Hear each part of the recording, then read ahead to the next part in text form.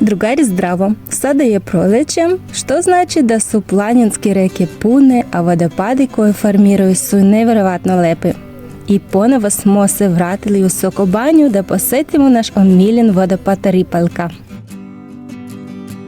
Na putu smo vidjeli rodu i nismo mogli da prođemo, htjeli smo da slikamo.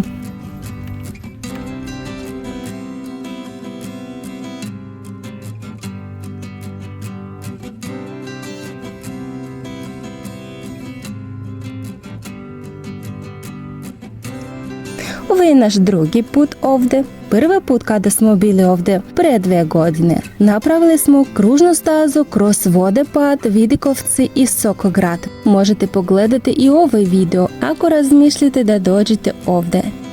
A mi smo istražili novu stazu iako nismo stigli do vrha, ali znamo da je moguće stići. A sa ovog vrha se pruža odličan pogled na okolinu i planinu Rtanj.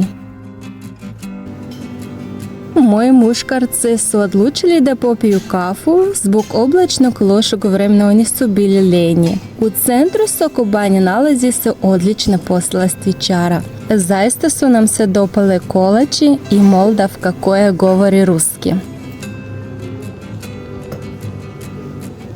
Došli smo i do turističkog centra i uzeli mapu.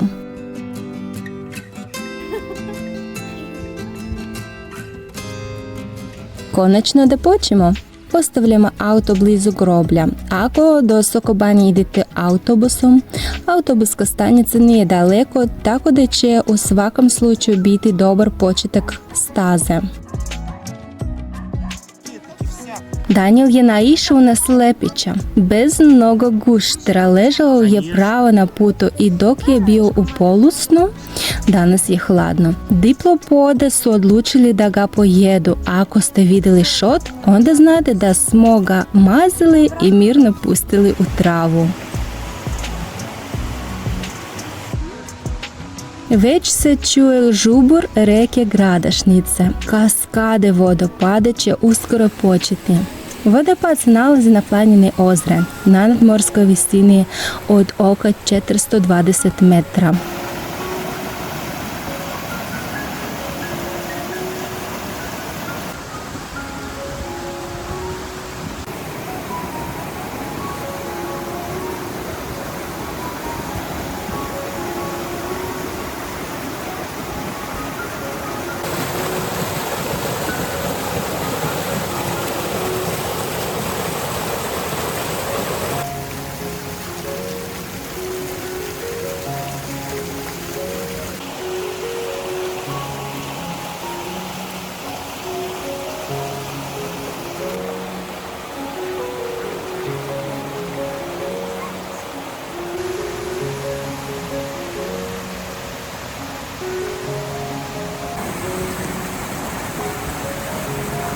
Etimologija imena potiče od riječi ripnuti, koju meštani koriste kao sinonim za riječ skočiti. Ripaljka se sastoji od 11 delova ukupne visini 40 metra. Najviši deo je 11 metra, ispod njega je 1,5 metra. Ostali su mali, visine od 0,5 do 2 metra.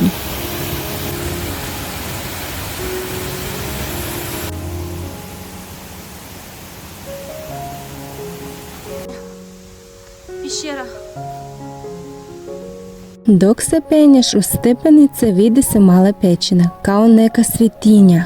Očigledno ljudi ovdje dolaze, ostavljaju krstove, ikone, narukvice, pa čak i novac, u nadi da će im se želje ispuniti. Eto, ja tako mislim. U Srbiji to vrlo često viđamo, ali nigdje se o tome ne piše.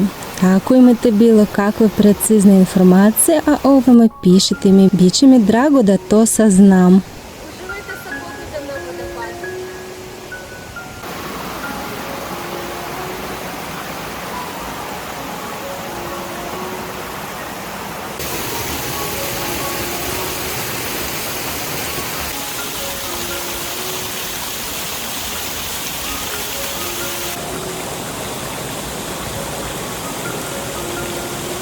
U proleće životinji koje živi u neposrednoj blizini prirode u velikoj meri pate. Jedna mačka je bila prekrivena nabreklim krpelima. Bio je boljno gledati. Язик витащив.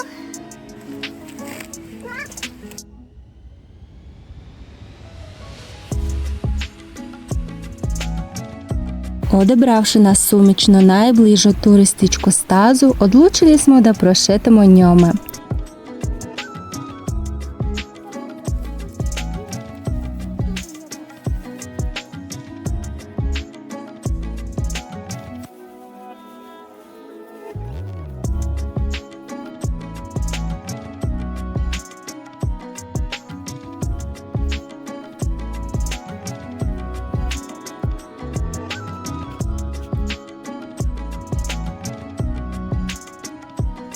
Svuda su cvetali trn, jagorčevina, prolečni grašak, ljubičica. Sakupljali smo koprive, od kojih je Ajder kasnije pravio čorbu. Jagorčevina je veoma aromatična. Dodajte u vodu i poslije nekog vremena dobijete zdrav napitak. Ovo je najjednostavniji ili možete osušiti nje i piti od kašalja.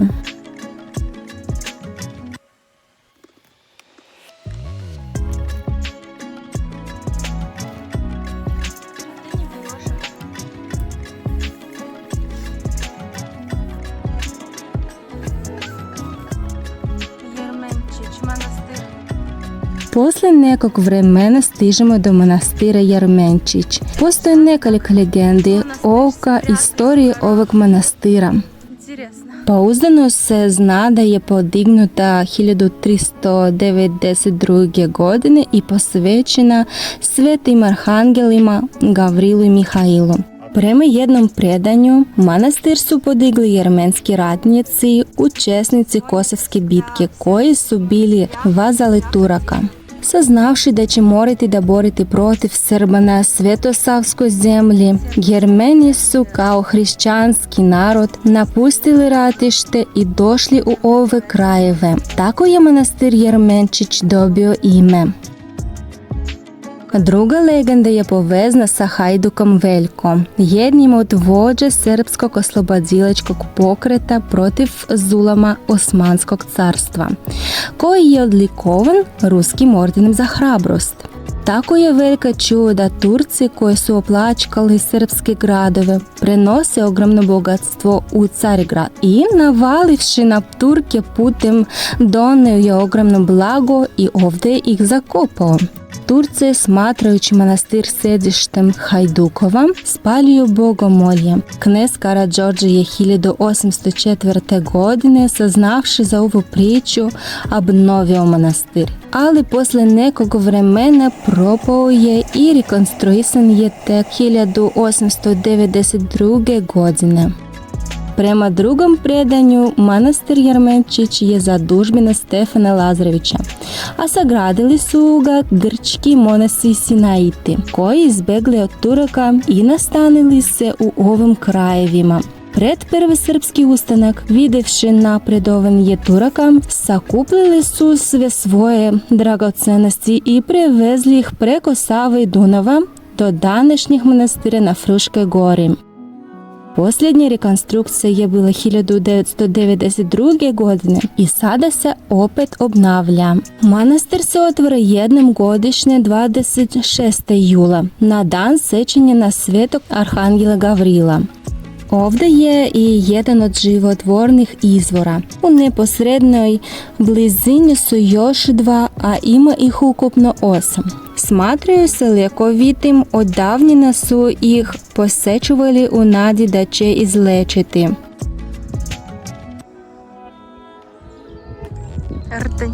Bilo je veoma kasno da smo shvatili da je sasvim moguće doći do vrha Golim kamen. Trebalo je stići još 200 metra i hodati 2,5 kilometra.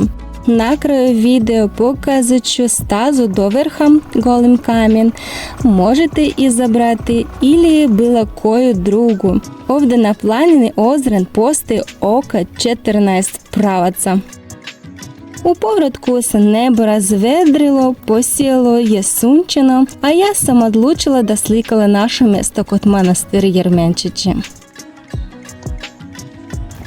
Hvala na gledanju, vidimo se u planinama. Ćao!